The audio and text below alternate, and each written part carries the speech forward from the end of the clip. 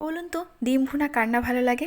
আমার বাসায় যেদিন ডিম ভুনা রান্না করা হয় সেই দিন তো সবাই ভাত একদম চেটেপুটে খেয়ে নেয় এবং আমার ডিম ভুনার রেসিপিটা অনেক মজাও হয়, তাই ভাবলাম আজকে আমি আপনাদের সাথে এটি শেয়ার করি। আসসালামু আলাইকুম বন্ধুরা, সবাই আশা করি ভালো আছেন এবং আমিও অনেক ভালো আছি আপনাদের দোয়ায়। তো আজকে আমি আপনাদের সাথে আমার ডিম ভুনার রেসিপিটি শেয়ার করছি। দেখতেই পেলেন যে আমি ডিমগুলো ভালো করে ভেজে নিয়েছি, তারপরে সে একই তেলে পেঁয়াজ এবং তেজপাতা, এলাচ, লবঙ্গ, দারচিনি এগুলোকে দিয়ে আমি ভালো করে ভেজে নেব পেঁয়াজগুলোকে এবং এই আস্ত মশলাগুলোকেও।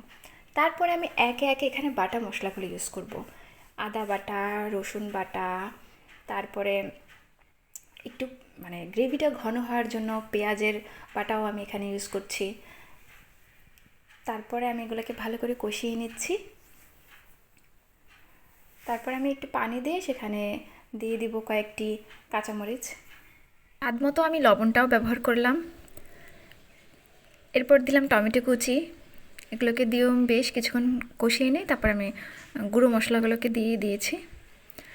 এখানে আছে মরিচ গুঁড়ো, হলুদ গুঁড়ো, তারপর ধনিয়া গুঁড়ো, এরপরে দিব আমি জিরা গুঁড়ো। এগুলো সব কিছু দিয়ে আমি আরও কিছুক্ষণ কষিয়ে নিব।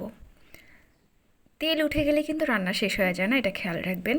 তেল উঠে আসার পরও বেশ কিছুক্ষণ রান্না করে তারপর আমি এখানে পানি দিয়ে দিব।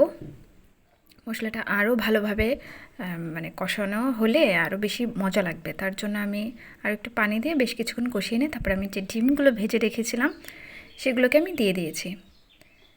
তো ঢাকনা দিয়ে ঢেকেও আমি বেশ কিছুক্ষণ রান্না করে নেব, আর এইভাবেই আমার রান্নাটা শেষ হবে। ডিম রান্না করা আসলে একদমই ইজি, এটা তেমন কঠিন কিছু না, জটিলতার কিছুই নেই, একদম সহজ একটি রেসিপি। এই তো আমার রান্নাটি হয়ে গিয়েছে।